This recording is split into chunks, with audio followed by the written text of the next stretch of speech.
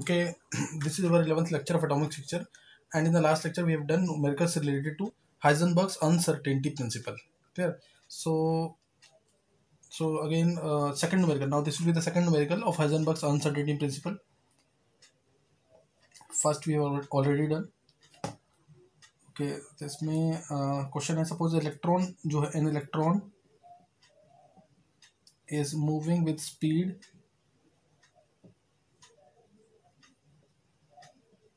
say 1000 meter per second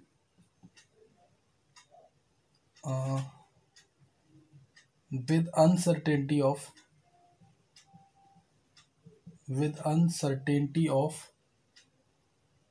0.02%. Calculate uncertainty in its position. Calculate uncertainty in its position, ये निकालना है.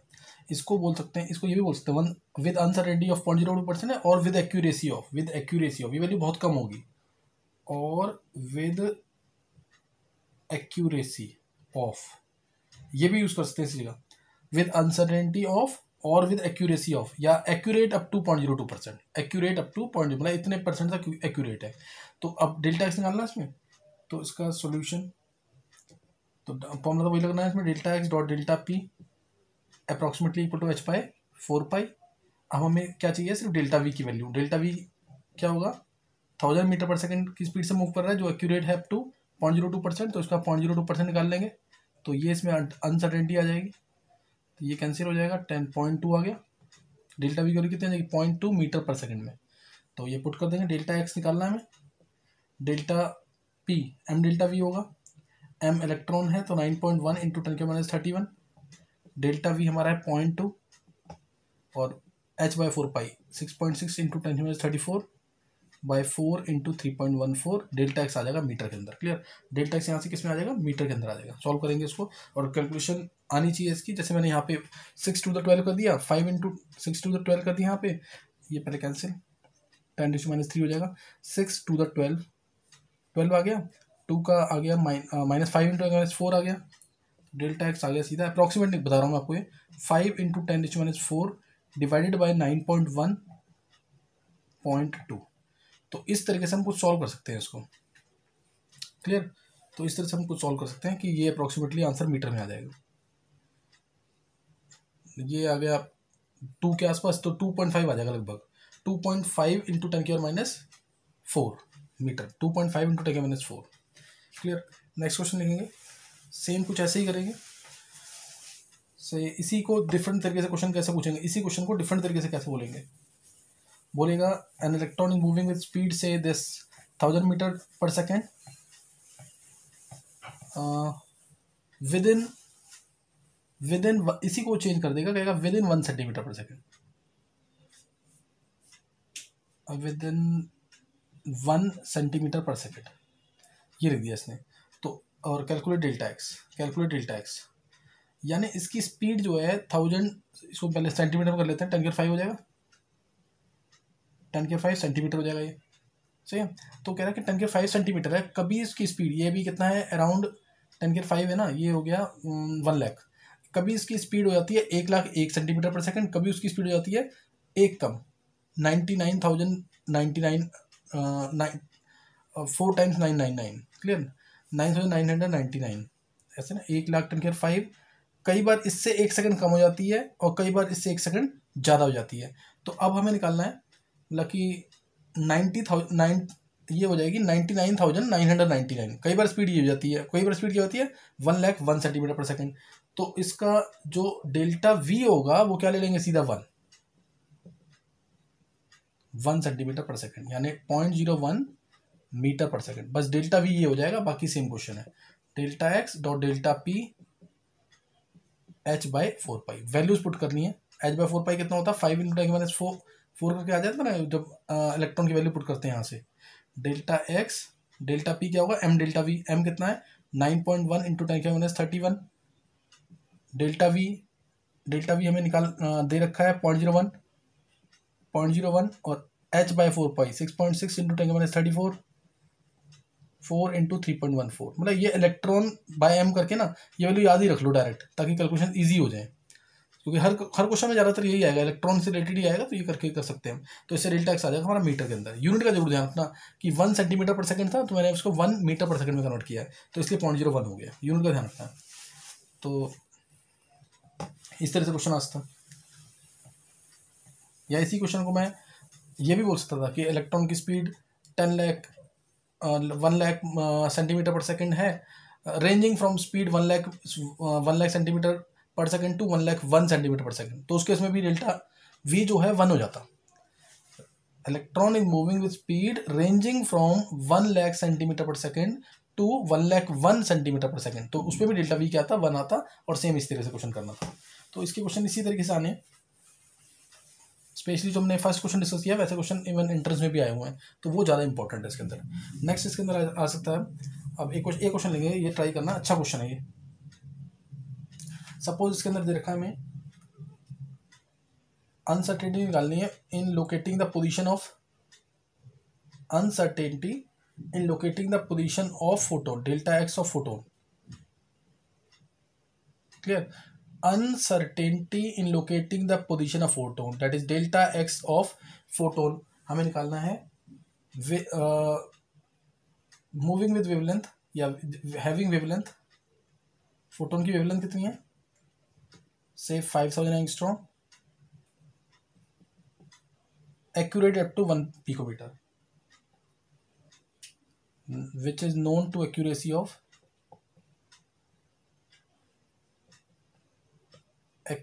of 1 picometre. ये question अच्छा है थोड़ा सा। Clear? Calculate the uncertainty in locating the position of photon which is having wavelength 5000 angstrom and is known to an accuracy of 1 picometre. Clear? ये निकालना है इसमें। ये क्या देखा, डेल्टा लैम्डा, ये एक तरह से डेल्टा लैम्डा है और ये लैम्डा है, डेल्टा लैम्डा और लैम्डा दे रखा है। तो मैं अब ट्राई करूंगा पहले डेल्टा लैम्डा, लैम्डा से कोई रिलेशन मेरे दिमाग में आ रही है, बिल्कुल आ रही है रिलेशन। ये है lambda is to h by p करके, lambda is h by P. तो यहाँ से d lambda by d p निकालेंगे, ये मैंने पहले भी बताया हुआ बहुत बार। ये आ जाता है minus H by P square is to minus lambda by P. तो यहाँ से आ गया D lambda by lambda is to delta P by P या डी पी बाई पी। तो यहाँ से मैं निकाल सकता हूँ डी लैम्डा भी पता है मेरे को और लैम्डा भी पता है। डी लैम्डा कितना है, 1 पिकोमीटर यानी 10⁻12 मीटर, और लैम्डा कितना है 5000 इंटू 10⁻10। सही ना, ये दे रखा 5000 इंटू 10⁻10 मीटर में। D P by P, D P delta P एक ही बात है, बाई पी। तो यहाँ से आ जाएगा मेरा 10⁻2 हो गया, 10⁻7 है ये, तो ये कैंसिल 10⁻5 आ जाएगा, यानी 2 इंटू 10⁻6 आ गया डेल्टा पी। डेल्टा पी आ गया यहाँ से 2 इंटू 10⁻6 पी, ये एक रिलेशन आ गया डेल्टा पी से। अब हमें निकालना है डेल्टा एक्स, तो अब रिलेशन अप्लाई करेंगे यहाँ से। Delta x dot delta P is equal to h/4 pi, ये आ जाएगा। अब डेल्टा पी की जगह क्या लिखते हैं, डेल्टा पी की जगह 2 into 10⁻6 P, this is equal to h/4 pi, h/4 pi. बस अब p को लिख देंगे h बाई लैम्डा, लैम्डा होता है ना h बाई पी, लैम्डा क्या होता है h बाई पी, तो इसको लिख देंगे 2 into 10⁻6 h by lambda. p को लिख दिया h बाई लैम्डा, लैम्डा होता है h बाई पी, तो p को लिख दिया h by lambda is h/4 pi. h से h कैंसिल, लैम्डा हमें पता है 5000 एंगस्ट्रॉम है, लैम्डा कितना है 5000 एंगस्ट्रॉम, 4 पाई कांस्टेंट ये भी दे रखा है, डेल्टा एक्स निकल जाएगा इससे।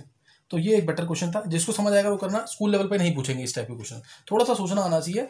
डेल्टा एक्स हमें निकालना है, यानी ये रिलेशन जरूर लगेगी।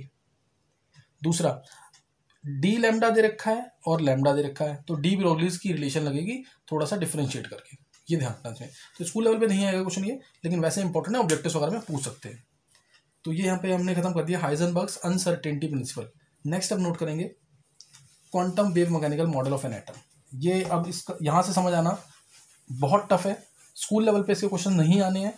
एंट्रेंस में इससे रिलेटेड क्वेश्चन 2016 में 17 में पहले भी पूछे हुए हैं, तो जितना ये लेक्चर अब यहाँ से समझ नहीं आएगा। अभी थोड़ा सा ना आगे क्वांटम नंबर्स पढ़ लेंगे तो समझ आएगा ज़्यादा, फिर भी थोड़ा सा देखते हैं। अब इसमें याद करने वाला बहुत सारा मैटर है, याद ही करना ऑलमोस्ट सारा, तो यहाँ ध्यान समझना बिल्कुल। Quantum wave mechanical model of an atom, quantum wave mechanical model of atom, मतलब बोहर्स के बाद ये वाला मॉडल आया था, मॉडल ऑफ एटम। जैसे हमने पहले पढ़ा थॉमसन का, रदरफोर्ड का, बोहर का, सब में लिमिटेशंस थी। फिर सोमरफेल्ड का थोड़ा सा मैंने बताया। उसके बाद quantum wave mechanical model of an atom, ये तो एज इट इज याद करना है। इसमें हम पढ़ेंगे पहले तो Schrodinger wave equation, Schrodinger wave equation ये एज इट इज याद करनी है। Schrodinger wave equation, this equation gives three-dimensional motion of electron. This equation gives three-dimensional motion of an electron in an orbit. ये इक्वेशन ये देती है, clear. तो ये थ्री डायमेंशनल मोशन देगी इलेक्ट्रॉन का इन एन ऑर्बिट, एक शेल के अंदर। इसमें से मैं दोबारा बोल रहा हूँ, इसमें सारी टर्म्स तुम्हें याद करनी है, तो एज इट इज याद करना है बिल्कुल, जिसको ढंग से अपना पढ़ना याद करना पड़ेगा इसमें। तो श्रोडिंगर वेव इक्वेशन क्या है, जैसे ये इसको del 2 बोलते हैं, del 2 psi by del x2, ये पार्शियल डेरिवेटिव होता है, क्लियर। ये क्या होता है, partial derivative. del 2 psi by del x2, del 2 psi by del y2 plus, यानी तीनों डायमेंशन के अंदर है, del 2 psi by del z2 plus 8 pi square m by H square psi E minus V is equal to 0। अब term सुन लेंगे क्या क्या यहाँ पे। साई यहाँ पे है बहुत इंपॉर्टेंट टर्म, जिसे बोलते हैं वेव फंक्शन। वेव फंक्शन ये इलेक्ट्रॉन का पूरा एड्रेस देगी।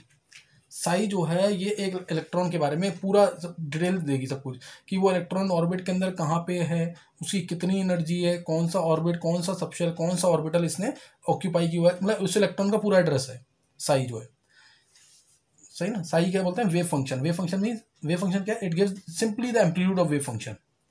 ये क्या देगा, amplitude of wave function, it gives amplitude of wave function. It simply gives the amplitude of wave function. Amplitude means height of the crest and depth of the trough. ये इसके बारे में बताएगा। इसकी कोई सिग्निफिकेंस नहीं है, no physical significance, no physical significance, clear. It has no, ये ध्यान रखना इस चीज का, इसकी कोई फिजिकल सिग्निफिकेंस नहीं है। लेकिन इसके स्क्वायर की, इसका स्क्वायर कर देंगे अगर हम, तो इसकी सिग्निफिकेंस है, it gives the probability of, ये इंपॉर्टेंट है, स्कूल में 1 मार्क में आता है ये, Sai square, square of wave function. What does square of wave function gives और डिनोट्स। साई क्या है, वेव फंक्शन है, complete address of an electron है, इलेक्ट्रॉन के बारे में पूरी डिटेल इंफॉर्मेशन देगा। 1 इलेक्ट्रॉन सिस्टम के लिए डिफाइंड है इक्वेशन ये। इसमें तीनों कोऑर्डिनेट्स आ रहे हैं, एक्स वाई और जेड, 3 कोऑर्डिनेट्स आ रहे हैं।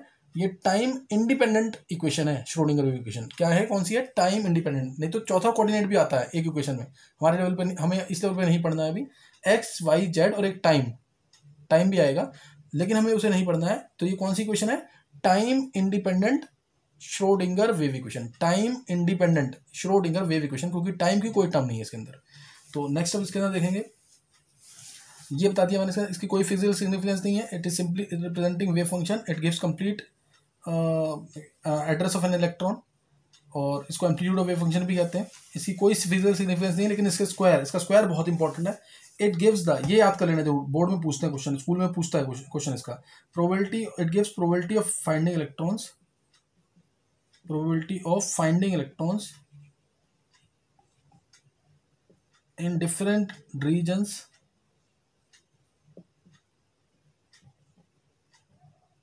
around the nucleus, around the nucleus।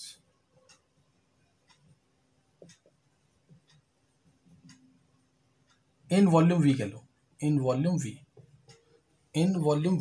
ये रटा होना चाहिए, मतलब इलेक्ट्रॉन्स को फाइंड करने का क्या चांस है around the nucleus in volume we, समझ गए कि नहीं, ये याद कर लेना, ये बहुत इंपॉर्टेंट है। साई स्क्वायर आते ही मींस इलेक्ट्रॉन्स को फाइंड करने की प्रोबेबिलिटी क्या है, in different regions around the nucleus, क्या चांस है, क्या पॉसिबिलिटी है इलेक्ट्रॉन के मिलने की in different regions around the nucleus.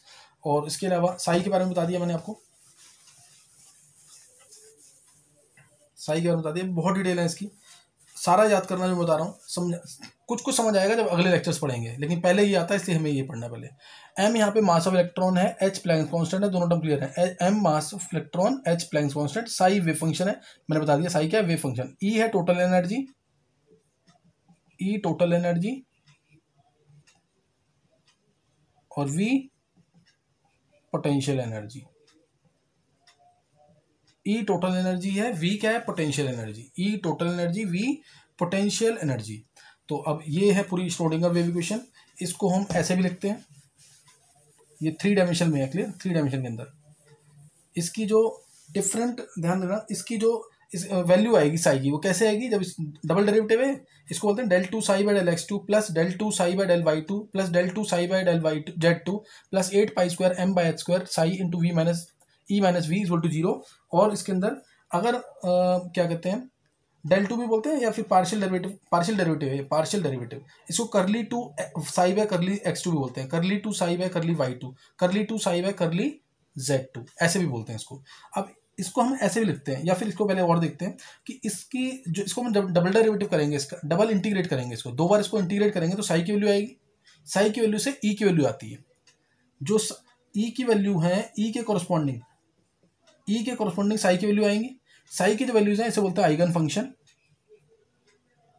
Eigen function. ई की जो वैल्यूज हैं इसे बोलते हैं आइगन वैल्यूज, आइगन वैल्यूज। ई की वैल्यूज क्या है, आइगन वैल्यूज। साई की वैल्यूज क्या है, आइगन फंक्शन। E1 के कॉरस्पॉन्डिंग साई वन वैल्यू आई, E2 एनर्जी के corresponding Sai to value I, E3 energy के कॉरस्पॉन्डिंग साई थ्री वैल्यू आई। अब ये सारी वैल्यूज जो है एक्सेप्टेबल नहीं, जरूरी नहीं कि एक्सेप्टेबल हो, all these values are of psi, specially psi, they are not acceptable. कुछ वैल्यूज एक्सेप्टेबल होती हैं, कुछ वैल्यूज एक्सेप्टेबल नहीं होती हैं। अब कौन सी वैल्यूज साई की एक्सेप्टेबल होती हैं, उसके लिए नोट करना है, साई को ये क्राइटेरिया फॉलो करना होता है उसके लिए। एक्सेप्टेबल वैल्यू साई की क्या होंगी, तो ये श्रोडिंगर वेव इक्वेशन को जब हम सॉल्व करेंगे, 2 बार इंटीग्रेट करेंगे तो साई आएगा, साई जो कि कंप्लीट इंफॉर्मेशन है इलेक्ट्रॉन के बारे में। एक्सेप्टेबल वैल्यू साई की कौन सी है, साई की conditions for Sai to be accepted, तो उसके लिए पहला Sai should be single valued, single valued होना चाहिए। अगर साई की 2 वैल्यूज आ गई, 2 वैल्यूज आ गई, 3 वैल्यूज, इसका मतलब है उस इलेक्ट्रॉन के 2 या 3 लोकेशंस हैं, एक ही इलेक्ट्रॉन के 2 या 3 लोकेशंस तो हो नहीं सकती, इसलिए Sai will not be acceptable. Clear, तो साई सिंगल वैल्यूड होना चाहिए, पहले साई क्या होना चाहिए, सिंगल वैल्यूड। अगर ये इसकी साई की 2 वैल्यूज है, इसका मतलब क्या है, 2 वैल्यूज है, इसका मतलब कि एक इलेक्ट्रॉन को फाइंड करने की जो चांस है वो 2 जगह पे है ना। एक इलेक्ट्रॉन 2 जगह तो एग्जिस्ट कर नहीं सकता, एक ही जगह होगा, इसलिए Sai must be single valued. दूसरा कंटिन्यूस होना चाहिए, कंटिन्यूस होना चाहिए, कोई बीच में ब्रेकेज नहीं होना चाहिए, साई मस्ट बी कंटिन्यूस। तीसरा फाइनाइट वैल्यू होनी चाहिए, तभी हम इसको इंटीग्रेट कर सकते हैं, Sai must have finite value. और साई मस्ट बी, और ये ना, ये जो टर्म है साई स्क्वायर, इसको हम अगर इंटीग्रेट कर रहे हैं डीवी इन वॉल्यूम डीवी, अगर हम इसको इंटीग्रेट कर रहे हैं माइनस इन्फिनिटी से इन्फिनिटी तक, तो ये 1 होगा। एक्स एक्सिस पे इंटीग्रेट कर लो, वाई एक्सिस पे इंटीग्रेट कर लो, जेड एक्सिस पे इंटीग्रेट कर लो, मतलब कहीं पे भी इंटीग्रेट कर रहे हैं अगर हम इसको, साई स्क्वायर ये क्या बताएगा, इसकी कहीं ना कहीं तो इलेक्ट्रॉन मिलेगा ही, कहीं ना कहीं इलेक्ट्रॉन तो मिलेगा ही ना, तो प्रोबेबिलिटी क्या होगी, ये साई स्क्वायर क्या बताता है, प्रोबेबिलिटी फाइंडिंग इलेक्ट्रॉन्स, तो कहीं ना कहीं तो इलेक्ट्रॉन मिलना ही है, तो उसकी प्रोबेबिलिटी क्या होगी 1, इलेक्ट्रॉन तो है ही ना एक्चुअल में, तो उसको फाइंड करने की प्रोबेबिलिटी क्या है 1 है, तो साई स्क्वायर माइनस इन्फिनिटी से इन्फिनिटी के बीच में इसको फाइंड करने की प्रोबेबिलिटी क्या होगी 1 निकाल सकते हैं। तो ये 4 कंडीशन साई सेटिस्फाई करना चाहिए, जैसे ये सही ना, इसको इस केस में साई को नॉर्मलाइज वेव फंक्शन भी बोलते हैं। नॉर्मलाइज क्या चीज़ है उसकी डिटेल है, वो नहीं करना हमें, सही। तो ये 4 कंडीशंस फॉलो होंगी तो ही साई की वैल्यू एग्जिस्ट करेगी, नहीं तो साई की वैल्यू एग्जिस्ट नहीं करेगी। जैसे अगर मैं कहूँ ये Sai versus x, Sai versus x infinity, तो क्या ये साई की वैल्यू एक्सेप्ट होगी, नहीं होगी। क्यों, क्योंकि साई कहाँ जा रहा है, इन्फिनिटी तक, साई कहाँ जा रहा है, इन्फिनिटी तक, तो ये फाइनाइट वैल्यू तो नहीं है ना इसकी, so this is not acceptable value of Sai, this will not be acceptable value of Sai. दूसरा, तो एक एक मैं एग्जांपल दे रहा हूँ, कई बार पूछ सकते हैं ऑब्जेक्टिव्स के अंदर कि ये साई की एक्सेप्टेबल वैल्यू आएगी कि नहीं इसके अंदर। दूसरा, साई जो है, सपोज मैंने ये बनाया,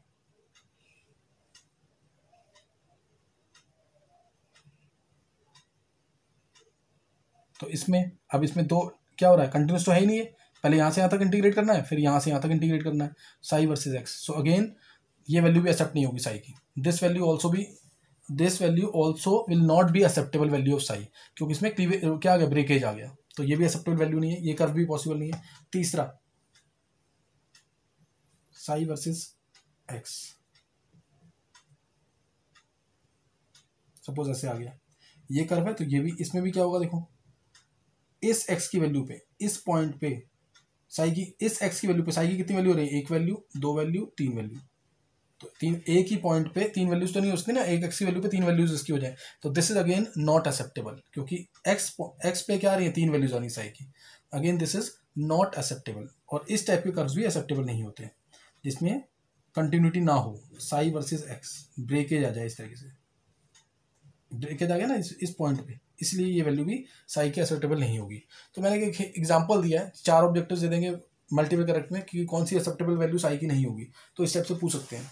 जो मैं बता रहा हूँ एज इट इज याद करना है और कुछ नहीं करना है इसके अंदर, जितना समझ आता है, श्रोडिंगर वेव इक्वेशन है, याद होनी चाहिए, सही है। तो ये पता होना चाहिए, जब साई की जो वैल्यूज आती हैं, इससे अभी हम आगे पढ़ेंगे चार क्वांटम नंबर्स, ध्यान रखना चार क्वांटम पढ़ेंगे, इससे N principal quantum number, L azimuthal quantum number, M magnetic quantum number, तीनों पता लग जाते हैं। क्वेश्चन आता है स्कूल में, पूछते हैं कौन सा क्वांटम नंबर इसकी सॉल्यूशन से नहीं मिलता है, तो स्पिन क्वांटम नंबर याद रखना, ये एक इंपॉर्टेंट क्वेश्चन है 1 मार्क में। Spin quantum number can't be determined from Schrodinger equation, ये याद कर लेना। दो क्वेश्चन अभी स्कूल के लिए मैंने इंपॉर्टेंट बता दिया, एक तो क्या साई स्क्वायर क्या डिनोट करता है, और दूसरा कौन सा क्वांटम नंबर इसके सॉल्यूशन से नहीं मिल सकता। प्रिंसिपल क्वांटम नंबर बता देता है ये क्या होता है, सब आगे पढ़ना डिटेल में, ये पढ़ने के बाद शायद ये कुछ समझ आने लग जाए। ये क्या है, प्रिंसिपल क्वांटम नंबर, ये एजीमुथल क्वांटम नंबर, ये मैग्नेटिक क्वांटम नंबर, ये तीनों क्वांटम नंबर्स पता लग जाएंगे किससे, इस इक्वेशन के सॉल्यूशन से, साई की वैल्यू से। साई में तीनों आते हैं, एन एल एम, लेकिन एस नहीं पता लगेगा। एस क्या है, spin quantum number. Spin quantum number can't be determined from Schrodinger wave equation, ये ध्यान रखना इसका, सही है। नेक्स्ट,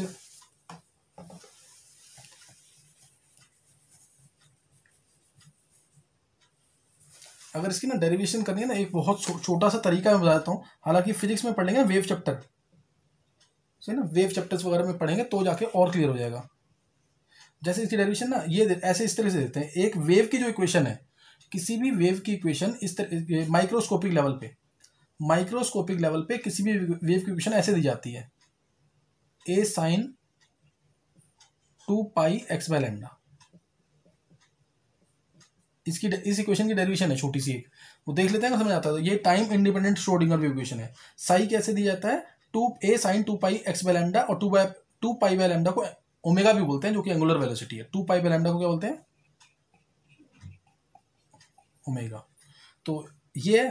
अब मेरे को इसको डिफरेंशिएट करना है, मान लो मैं एक ही डायमेंशन में इसको इंटीग्रेट कर रहा हूँ, differentiate sorry, del two psi by del x two, पहले del psi by del x निकाला, तो क्या आ जाएगा, साइन थीटा होता तो कॉस थीटा आता है, तो कॉस और 2 पाई बाय लैम्डा कांस्टेंट बाहर भी आएगा, तो 2 pi by lambda cos 2 pi x by lambda, ये आ जाएगा। फिर दोबारा डबल डेरिवेटिव करना है इसका एक ही डायमेंशन में, ये क्या आ जाएगा, ए इंटू 2 पाई बाय लैम्डा का स्क्वायर हो जाएगा, और कॉस का नेगेटिव में आएगा, माइनस में आएगा, माइनस बाहर लगा दिया मैंने, sine 2 pi x by lambda, ये आ जाएगा। तो यहाँ पे ये चीज आ गई। अब इसको थोड़ा सा और करना होगी डेरिवेशन, यही चीज आ जाएगी एग्जैक्टली, ताकि कुछ दिमाग में रहेगी कैसे आया है, कोर्स में नहीं है कुछ भी ये। तो यहाँ पे ये निकाल दिया मैंने। अब यहाँ पे करली 2 Sai by curly x2 minus A sine 2 pi x by lambda, A sine 2 pi x by lambda क्या है, साई, तो इसको इसके साथ मिलाकर क्या मैं लिख सकता हूँ, साई लिख सकता हूँ, तो मैं इसको साई लिख रहा हूँ, माइनस साई और 2 पाई यानी 4 pi square 4 pi square by lambda का स्क्वायर, लेमडा का स्क्वायर को क्या लिखते हैं, H square by M square V square, M into M V square. मैंने जानू ऐसे लिखा था कि मैं हाफ एम वी स्क्वायर को काइनेटिक एनर्जी लिख सकूँ। तो यहाँ से आ गया माइनस साई और इसको लिख दिया मैंने 8 पाई स्क्वायर एम, ये आ गया ना 8 pi square M by H square, और ये क्या आ गया हाफ एम वी, क्योंकि मैंने 8 कैसे बनाया, इंटू 2 और इंटू हाफ, तो हाफ इसको क्या लिख देंगे, हाफ एम वी स्क्वायर को काइनेटिक एनर्जी, ये लिख दिया। अब काइनेटिक एनर्जी क्या होगा, ये आ गया minus psi 8 pi square M by H square, और काइनेटिक एनर्जी क्या लिखते हैं, total energy minus potential energy, total energy minus potential energy. आगे नहीं क्वेश्चन, ये अब इसको इस साइड ले जाएंगे तो प्लस आ जाएगा। तो ये क्या, time independent wave equation, time independent Schrodinger wave equation, time independent Schrodinger wave equation. इसकी छोटी सी मैंने डेरिवेशन बता दी है, समझ आ गई तो करना, नहीं तो छोड़ देना, कोई नहीं पूछेगा इस चीज को, समझ आएगा कि नहीं। तो यहाँ पे मैंने तो आपको साई के बारे में बता दिया थोड़ा बहुत। साई जो है ये वेव फंक्शन है, साई वेव फंक्शन है, ये डिपेंड करता है हमारा साई, जो बता रहा हूँ सारा याद करना है। ये एन एल एम, ये क्वांटम नंबर से 3 इससे निकलते हैं ना साई से, इन पर डिपेंड करता है, इससे पूरा एड्रेस पता लगता है इलेक्ट्रॉन का, N L M quantum number जो है साई एन एल एम पे डिपेंड करता है। और ये होता है दो चीज़ों का multiplication, R radial wave function, ये वेव फंक्शन है, ये क्या है radial wave function, theta in terms of theta, phi in terms of phi, R in terms of small R, theta in terms of small theta, phi is also function of phi. तो यह क्या, इसको बोलते हैं radial wave function, radial wave function, radial wave function, और ये part है angular wave function, angular wave function, है ना। रेडियल वेव फंक्शन है Sai, it is compose of these two parts, radial wave function and angular wave function, radial wave function angular wave function. Radial wave function जो है ये N और L पे depend करता है, किसमें पहले बताता है, ये बताता है कि एक्चुअल में ये बताता है साई, रेडियल, रेडियस से क्या पता लगेगा, साइज, साइज ऑफ ऑर्बिटल। ये क्वेश्चन भी स्कूल में आता है, रेडियल वेव फंक्शन और एंगुलर वेव फंक्शन में क्या डिफरेंस है, ये बताएगा size of orbital, size of orbital. और ये डिपेंड करता है क्वांटम नंबर्स एन और एल पे, it depends upon N L, depends upon N L. ये एंगुलर वेव फंक्शन ये बताता है हमें, एंगल से क्या पता लगेगा, शेप, तो ये बताएगा shape of orbital, shape of orbital. और ये डिपेंड करता है एल और एम पे, ये एन और एल पे, ये एल और एम पे। तो इन दोनों में डिफरेंस अगर आता है तो ये डिफरेंस लिख के आना, रेडियल फंक्शन क्या बताता है, size of the orbital, angular wave function क्या बताएगा, शेप ऑफ द ऑर्बिटल। ये कौन से क्वांटम नंबर से डिपेंड करता है, principal quantum number, azimuthal quantum number. ये कौन से क्वांटम नंबर से डिपेंड करेगा, एजिमिथल क्वांटम नंबर और मैग्नेटिक क्वांटम नंबर, इन पर डिपेंड करेगा, ध्यान रखना इस चीज का। और जो इसमें और टर्म्स जैसे थीटा है, इसकी वैल्यू होती है हमारी 0 से लेके पाई तक, और फाई की वैल्यू होती है 0 से 2 पाई तक, ध्यान रखना इसको, 0 से पाई तक, और फाई 0 से 2 पाई तक। थीटा जो है ना ये एक्चुअल में डिपेंड करता है एल और एम दोनों पे, ये सिर्फ एम पे डिपेंड करता है, फाई जो है, दोनों एंगल और वेव फंक्शन है, दोनों क्या है, एंगुलर वेव फंक्शन। क्या होते हैं थीटा फाई क्या है, ये सब बताऊंगा मैं, थोड़ा टाइम लगेगा इसके अंदर भी, सही ना। स्कूल में इसमें क्वेश्चन क्या आना है, तीसरा क्वेश्चन क्या है, रेडियल वेव फंक्शन और एंगुलर वेव फंक्शन क्या डिफरेंस है इनमें, और क्या बताया हमने, साई स्क्वायर की क्या सिग्निफिकेंस है, और तीसरा क्या बताया था कि कौन सा क्वांटम नंबर इस इक्वेशन से नहीं निकल सकता है। नेक्स्ट, इसी इक्वेशन को लिखने का दूसरा तरीका, 10 बार लिखना है इस इक्वेशन को ताकि याद हो जाए इक्वेशन ये वाली, सही ना, इंपॉर्टेंट इक्वेशन है, इक्वेशन रटी होनी चाहिए। अच्छा, इसी इक्वेशन को लिखने का दूसरा तरीका ऐसे भी लिखते हैं इसको, डेल टू साई, सब कुछ आ गया इसके अंदर, plus 8 pi square M by H square psi into E minus V, total energy minus potential energy is equal to 0। ये भी एक तरीका इसको लिखने का। डेल टू के अंदर क्या क्या आता है, करली 2 बाई करली x2 प्लस करली 2 बाई करली y2 प्लस करली 2 बाई करली z2, ये भी आता है इसके अंदर से, समझ कि नहीं। तो ये भी इसी क्वेश्चन को लिखने का तरीका है। एक तरीका और इसी क्वेश्चन को लिखने का, वो भी बता रहा हूँ मैं, इन टर्म्स ऑफ हैमिल्टोनियन ऑपरेटर, ये नोट करेंगे। इसी क्वेश्चन को लिखने का दूसरा तरीका, this is in terms of Hamiltonian operator, वो भी नोट कर लेंगे एक बार। हैमिल्टोनियन ऑपरेटर, जैसे ये लिखा ना del two psi by del two psi plus 8 pi square M, या इसको उधर ले जाते हैं उस दूसरी side, minus 8 pi square M by H square bracket में E psi minus V psi. E psi minus V psi, इसको इधर मल्टीप्लाई कर रहे हैं तो ये आ जाएगा H square by 8 pi square M, H square by 8 pi square M del two psi is equal to, क्या आ जाएगा यहाँ से, माइनस इधर लेके कर तो ई साई माइनस वी साई, ये आ गया। अब वी साई को इधर लेके जा रहा हूँ मैं, तो ये आ गया minus H square by 8 pi square M del two psi plus V psi, this is to E psi, ये आ गया। ध्यान देना इधर, ये सब कुछ करना नहीं है आपको, सीधा मैं जो लास्ट लिखूंगा वो याद रखना है। ये क्या है, ई क्या है टोटल एनर्जी, वी क्या है पोटेंशियल एनर्जी, तो ये कौन सी एनर्जी होगी, काइनेटिक एनर्जी।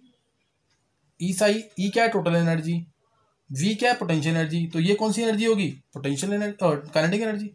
तो इस टोटल को लिखते हैं हम हैमिल्टनियन ऑपरेटर की फॉर्म में H psi, H psi is equal to E Sai.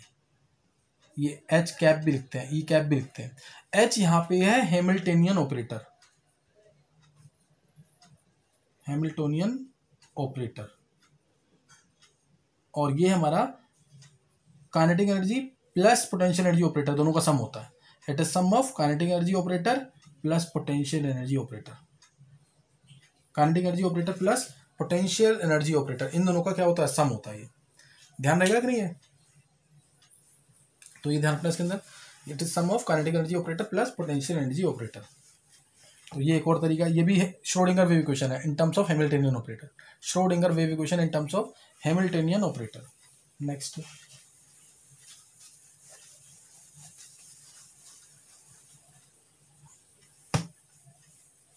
तो ये थी श्रोडिंगर वेव इक्वेशन, इसको एज इट इज पूरा याद करना है।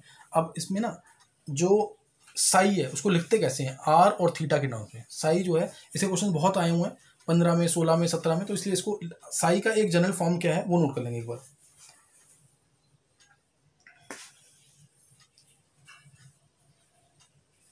देखो साई जो है एन एल एम पे डिपेंड करता है,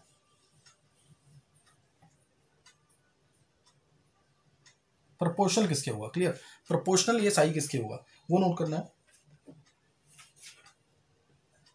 2ZR by N A naught, 2ZR by N A naught की पावर एल, ई की power minus ZR by N A naught, E की और minus ZR by N naught, N A naught, ये आ जाएगा।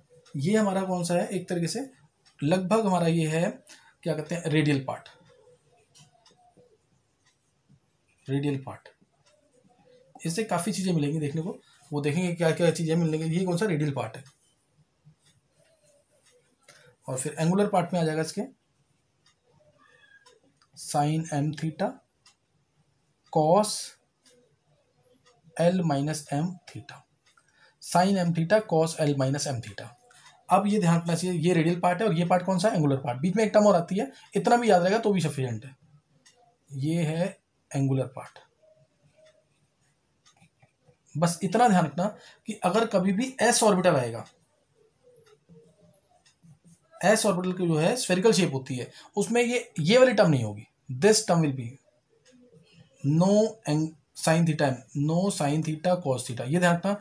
ये कभी दे देगा आपको साई की वैल्यू और फिर कहेगा ये किस ऑर्बिटल के लिए है, एस ऑर्बिटल नहीं होगा उसको, अगर साइन और कॉस टर्म नहीं है, साइन और कॉस वाली टर्म्स नहीं है तो इसमें क्या नहीं होगा, एस ऑर्बिटल नहीं होगा। साइन और अगर कॉस वाली टर्म्स नहीं है तो सॉरी एस ऑर्बिटल होगा, तो एस ऑर्बिटल होगा, क्योंकि एस की शेप होती है स्फेरिकल, और स्फेरिकल के अंदर इसके लिए एल की वैल्यू होती है, एस ऑर्बिटल के लिए एल की वैल्यू क्या होती है, 0, एम की वैल्यू क्या होती है, 0, ये दोनों 0 होते हैं। इसलिए कभी भी साइन और साइन थीटा कॉस थीटा नहीं है, इसका मतलब एस ऑर्बिटल है वो। अब ये कौन सा 1s है 2s है ये नहीं पता लगेगा, ये बात याद रख लो, आगे जाके और क्लियर होगी ये भी। कभी भी वेव फंक्शन के अंदर साइन थीटा कॉस थीटा वाली टर्म्स नहीं है, इसका मतलब वो कौन सा ऑर्बिटल के लिए, एस ऑर्बिटल के लिए, और अगर ये टर्म्स हैं तो वो एस ऑर्बिटल के लिए नहीं है। इतना याद रख लेना, आगे जाके और क्लियर हो जाएगा,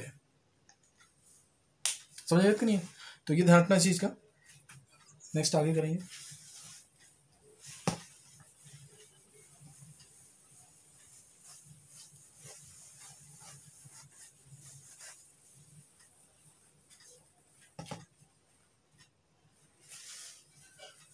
नेक्स्ट थोड़ा सा इसमें आप आगे कर लेते हैं।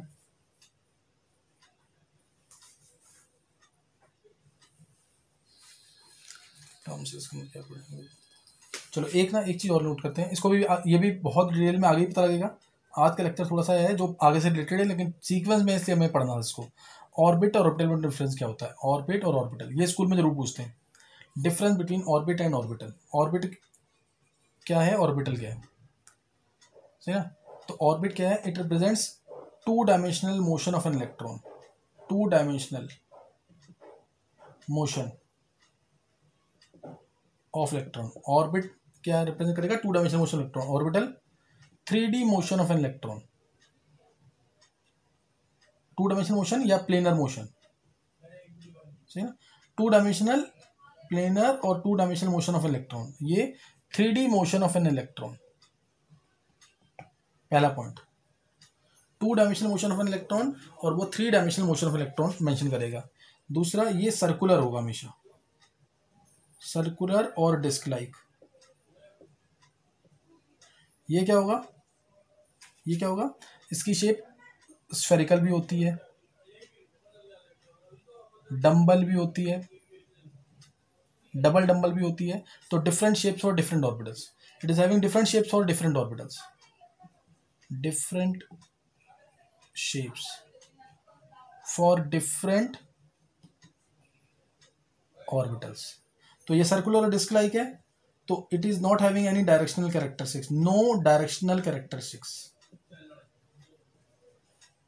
It will not be having any directional characteristics. इसमें they have directional characteristics, they have directional characteristics except s, क्या स्फेरिकल होता है, एक्सेप्ट, ये याद रखना, ये क्वेश्चन आता है पेपर में। Which orbital does not have any directional characteristics, which orbital does not have any directional characteristics, तो ये पूछते हैं, इसको ये आना चाहिए जरूर, कौन सा ऑर्बिटल है जिसकी डायरेक्शनल कैरेक्टरिस्टिक नहीं होती है। तो किसकी नहीं है, किसकी नहीं है इसमें, क्लियर, एस ऑर्बिटल्स की। और इसमें आ जाएगा फोर्थ पॉइंट, हाँ, concept of orbit, concept of orbit is not in accordance with, is not in accordance, concept of orbit is not in accordance with Heisenberg's uncertainty principle, Heisenberg's principle। और ये क्या है इसमें, क्यों है नॉट इन अकॉर्डेंस, क्योंकि orbit है, orbit किसने दिया, बोहर ने दिया था, बोहर का तो ये फॉलो करता ही नहीं था हाइजेनबर्ग प्रिंसिपल को। और orbital, concept of orbital is in accordance, in accordance with this principle, with H principle लिख रहा हूँ, पूरा लिखना आप लोग, सही ना। तो जो ऑर्बिट का कंसेप्ट है वो हाइजेनबर्ग प्रिंसिपल को फॉलो नहीं करता, इसका प्रिंसिपल ऑर्बिटल जो है it is in accordance with Heisenberg principle. और क्या पॉइंट्स होंगे इसके,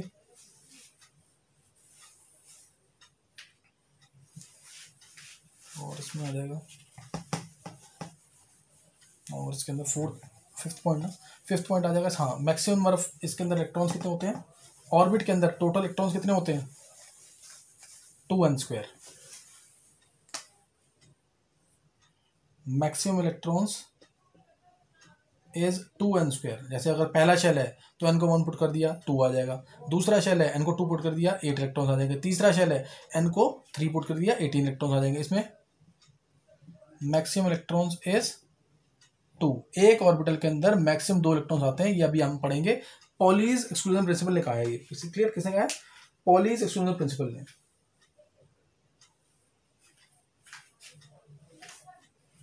तो ये इसके पॉइंट्स है, पहले कौन कौन से पॉइंट्स बोल दिए इसके अंदर, 2 डायमेंशनल मोशन है, तो सर्कुलर डिस्क लाइक है, और नो डायरेक्शन कैरेक्टरिस्टिक्स। अच्छा, एक मेन तो रह गया, सबसे इंपॉर्टेंट रह गया इसका पॉइंट, ऑर्बिटल। कोई पूछेगा व्हाट इज ऑर्बिटल, ध्यान रखना इस चीज का, 3D space around which probability of finding electrons is maximum. ध्यान, यही सबसे इंपॉर्टेंट पॉइंट था, ये पहला पॉइंट ये लिख के आना, 3D space around the nucleus around which probability of finding electrons is maximum. 3D space around which probability of finding electrons is maximum 90 to 95% के आसपास. ये इस तरीके से कुछ 3D space around the nucleus around in which probability of finding electrons is maximum. ये इस तरीके से, जैसे ये है ना, यहाँ पे ये ऑर्बिटल, ये शेल था, शेल के ऊपर यहाँ पे ऑर्बिटल बनता है 3D space around the nucleus in which probability of finding electrons is maximum. और इस पॉइंट में क्या लिख देंगे, इसके 6th पॉइंट में, ये 2D स्पेस है, 2 डायमेंशनल स्पेस. ऑर्बिट क्या होता है, 2D होता है, सर्कुलर होता है ना. 2D space around which electron revolves, ये पहला पॉइंट होना चाहिए, क्योंकि डेफिनेशन आती है ना, what is orbital. Orbital is 3D space around the nucleus in which the probability of finding electrons is maximum. Around the, ये पूरा लिख देंगे, around the nucleus in which the probability of finding electrons is maximum. ये ध्यान रखना, ये definition main है. पहला पॉइंट ये लिखना, छठा मत लिखना इसको. First point should be this, उसके बाद वो 5 पॉइंट जो बोलेंगे ना वो लिखने हैं. तो ये ऑर्बिट और ऑर्बिटल में डिफरेंस है. क्लियर. अब नेक्स्ट टाइम हम स्टार्ट करेंगे क्वांटम नंबर्स, यहाँ से समझ आ जाएगा सारा, उसको भी ध्यान सुनना है, वो समझ आ जाएगा पूरा. आज हमने न्यूमेरिकल्स किए प्लस ये श्रोडिंगर वेव इक्वेशन. डिटेल हम पढ़ेंगे इसकी बाद में. इसका पोलर कोऑर्डिनेट्स क्या है, कार्टेशियन कोऑर्डिनेट्स क्या है, वो भी हमें पढ़ना है. तो वो हम क्वांटम नंबर्स पढ़ने की बात करेंगे. हालांकि वो भी इसी के अंदर आना था, लेकिन फिर और भी कुछ समझ नहीं आता. ये जरूर याद कर लेना, जितना समझ आया आज रटना है, पूरा ढंग से याद कर लेना. जितना काम का है वो मैं बता दूंगा आगे क्या काम का है. और क्वेश्चन, हालांकि मैंने स्कूल लेवल के क्वेश्चन बता दिए कि ये क्वेश्चन स्कूल लेवल के हैं. ऑर्बिट ऑर्बिटल में डिफरेंस पूछते हैं ये. फिर इसके अलावा कौन सा क्वांटम नंबर हम श्रोडिंगर वेव इक्वेशन से नहीं निकाल सकते हैं, एस ऑर्बिटल. कौन से ऑर्बिटल की डायरेक्शनल कैरेक्टरिस्टिक्स नहीं होती, S orbital. Most important, size square की सिग्निफिकेंस क्या है. दूसरा, रेडियल वेव फंक्शन और एंगुलर वेव फंक्शन में क्या डिफरेंस है, ये सब पढ़ लेना. से ओके, थैंक्स.